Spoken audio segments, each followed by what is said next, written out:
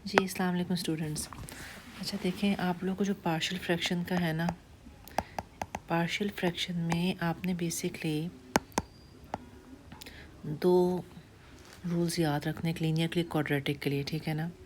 अगर मैं बात लीनियर की करती हूँ, लीनियर फैक्टर्स हैं, तो आपने ये देखना है सबसे पहले कि जैसे ऊपर जो भी वैल्यू है 2x+4 अपॉन नीचे जो है अगर आपके पास x-4 और x+7 ऐसे है, ठीक है।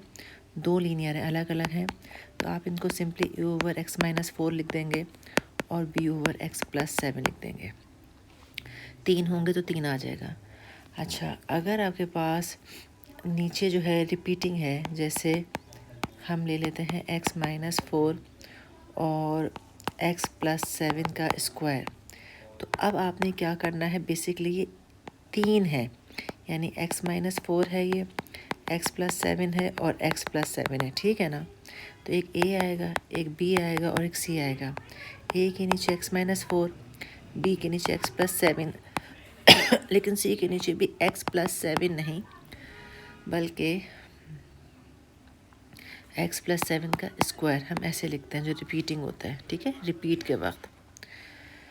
अच्छा, इसी तरीके से अगर कोई क्वाड्रेटिक फैक्टर होगा आपके पास, जैसे अगर मैं ले लेती हूँ नीचे, एक मैंने x-4 ले लिया और एक मैंने ले लिया जैसे x² + 2x + 7, और ये ऐसा नंबर है, सपोज़ कर लें कि इसके आप इसको ब्रेक करके लीनियर नहीं बना सकते, तो अब हम क्या करेंगे, a अपॉन लीनियर के तो हम लीनियर वाला कर लेंगे, लेकिन जो क्वाड्रेटिक होता है, क्वाड्रेटिक के लिए हमारा होता है bx + c upon x² + 2x + 7, ठीक है। तो ये बेसिक कॉन्सेप्ट चल रहा होता है पार्शियल में।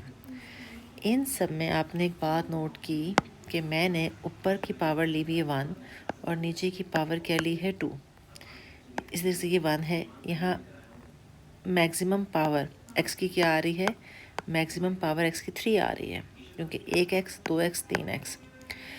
अगर इस किस्म का हो, ये इम्प्रॉपर कहलाता है, प्रॉपर फ्रैक्शन कहलाएगा ना। प्रॉपर में क्या होता है, ऊपर छोटा होगा नीचे बड़ा होगा, तो आपने सारा लिख लिया, ठीक है। फ़र्क सिर्फ क्या आता है कि अगर ऊपर वाला और नीचे वाला बराबर हो जाए, जैसे मैं लेती हूँ 2x+4 और x- ये है ना, मैंने अभी क्या लिखा था, 2x+4 x-4 और x+7, सपोज कर लो ये लिया हुआ था मैंने, इसको मैंने लिखा था a x-4 और b x+7। अब अगर ऐसा हो जाए कि ऊपर की पावर और नीचे की पावर बराबर हो जाए या ऊपर वाली ज़्यादा हो जाए, इक्वल हो जाए, या फिर न्यूमरेटर की पावर जो है वो ज़्यादा हो जाए डिनोमिनेटर से इन दोनों केसेस में आपने क्या करना है, जैसे मैं अभी इस वाले केस में कहती हूँ स्क्वायर है, तो एक हम पहले constant value as it is लिखते हैं, फिर आगे चलेंगे हम b और चलेंगे c, बाकी रूल वैसे ही रहेगा, एक एज इट इज़ आता है, बिल्कुल जैसे हम डिवीज़न करते हैं। अगर आपका ये होगा तो इसमें आपके पास क्या आएगा, 12 1 12 है, एंड लेट्स से तो one whole number and some fraction, ऐसे ही है ना, तो समझ लें ये वो होल नंबर है, ठीक है। और इसी तरीके से अगर ये मैं इससे ज़्यादा कर दूँ या पावर 3 भी कर दूँगी, तो मतलब एक कांस्टेंट आपके पास आएगा। अभी हम बराबर की लेते हैं, बहुत ज़्यादा उलझते जाएंगे हम कि फ़र्दर क्या होता है। तो बेसिकली रूल्स आपका समझ लें कि ये लीनियर्स के लिए है, लीनियर रिपीटिंग है, और ये आपका क्वाड्रेटिक के लिए आ जाता है, क्वाड्रेटिक में ये चीज़ आ जाती है, ठीक है ना। और अगर इन्हीं लीनियर हो या क्वाड्रेटिक हो, इनमें अगर आपका सेम हो जाए, इवन क्वाड्रेटिक में ये सपोज़ कर लो मैं ले लूँ 3x² + 4 या x³ कर देती हूँ, ठीक है ना, +4x + 7 ऐसे कर लिया मैंने, और नीचे मैं ले लेती हूँ x+4 और x² - 3x + 17 हो गया। अब इस केस में देखें, नीचे आपकी पावर क्या बन रही है, x³ बन रही है, ऊपर भी x³ बराबर हो गया ना, तो आप क्या लिखेंगे, a as it is plus b/the linear 1 x+4, और चूँकि ये क्वाड्रेटिक और इसके मज़ीद लीनियर फैक्टर्स नहीं बन सकते, तो हम इसको cx + d over the quadratic one कर देंगे। अब समझ आ गई ये बात, सही है। तो ये तो हो गया पार्शियल फ्रैक्शंस कैसे बनाते हैं। अब आप लोग के अगला सवाल मुझसे जो मुसलसल मैसेजेस पे आ रहा था वो अबाउट था लेप्लास में अप्लाई करने का, ठीक है। तो लेप्लास में ये जो है आप देखें, अब मैं आपको आपकी प्रॉब्लम एरिया बताती हूँ। आपको पिछली वीडियो में लेप्लास में हुआ कैसे मैं उसको नहीं बता रही, वो आप वीडियो में देखें। वैसे पार्शियल फ्रैक्शन की बात करूँगी। हम यहाँ तक आए, ये चीज़ आई, इस वाले को मैंने इधर दोनों फ्रैक्शन से डिवाइड किया, तो इस वाले के साथ नीचे जाके भी ये हो जाएगा, ये रहा, ठीक है, ये रहा। और ये फिर यही वाली चीज़ इधर दूसरे 2 के साथ भी डिवाइड हो गई। मैंने चेक किया इसके फैक्टर्स बन रहे हैं, तो इसके फैक्टर्स बन रहे थे और मैंने इसके फैक्टर्स बना दिए। अब यहाँ 2 चीज़ आ गई। अब यहाँ आपके पास कितनी टर्म थी, पहली टर्म और दूसरी टर्म। तो पहली टर्म में इसके 2 लीनियर फैक्टर्स आएंगे, ये देखिए इधर, ये सेम है, रिपीटिंग है, तो s-3 होल स्क्वायर। और दूसरी टर्म के नीचे भी वही s-3 आ गया। ऑलरेडी यहाँ पे s-3 3 दफ़ा था, तो इसके 2 दफ़ा और आ गया, तो अब ये टोटल कितने हो गए, 5 दफ़ा हो गया, यहाँ तक हो गया। यहाँ मेरे ख्याल यहाँ इसके बाद आप लोगों को प्रॉब्लम आ रही है। देखें, अब इसके बाद मेरा स्टेप ये बनता था कि मैं इसका लेप्लास ट्रांसफॉर्मेशन कर लूँ, ठीक है ना। लेप्लास ट्रांसफॉर्मेशन के मतलब ये इन्वर्स, सॉरी, ये लेप्लास इन्वर्स ट्रांसफॉर्मेशन कर लूँ। यानी ये मैं एस से वापस आना चाह रही हूँ कि एक्सपोनेंशियल में आना है, साइन कॉस में आना है, जो हमने शुरू में 12 याद किए थे। स्टार्ट में हमने ट्रांसफॉर्मेशन को समझ लिया था कि ये फलां फलां होती है, और हमने वही जहन में रखते हुए करना है। s-3 वाला मुझे पता है इसकी ट्रांसफॉर्मेशन जो है एक्सपोनेंशियल की ज़बान में होगी, एक्सपोनेंशियल की फॉर्म में होगी, लेकिन उसके लिए ज़रूरी था कि ऊपर 1 हो, कांस्टेंट हो। हाँ, 2, 3, 4 कोई भी नंबर हो सकता है, उसको मैं बाहर लिख लेती और फिर 1/s-3 करके जो भी बना लूँ, अब सही है। लेकिन उसके साथ ये भी आ रहा है, ये प्रॉब्लम है, ठीक है। तो जब ये आ रहा है तो अब मुझे क्या करना पड़ेगा, यहाँ से इस फॉर्म को मुझे हटाना है। इधर तो मुझे कोई प्रॉब्लम नहीं है, तो वही है गया ना जो मैं आपको बोल रही हूँ कि कांस्टेंट है, 2 बाहर रखा हमने। इसका लिए तो क्या है, इस वाले को सिर्फ गौर करना भी, ठीक है। इधर मुझे कोई पार्शियल फ्रैक्शन लगाने की ज़रूरत नहीं, क्योंकि 2 है। 2 को मैंने जो है इस वाले में यहाँ पे आपको दिखाया है ना, ये वाला 2 बाहर रखा है। और अब क्या बच गया यहाँ पे, s-3 की पावर 5 बचा था, तो इसका सिंपली क्या हो जाएगा, ये हो गया, ठीक है। लेप्लास ट्रांसफॉर्मेशन पावर 3 आ गया, और ये आपका जो है ये 2, ये वाला 2 आ गया, राइट,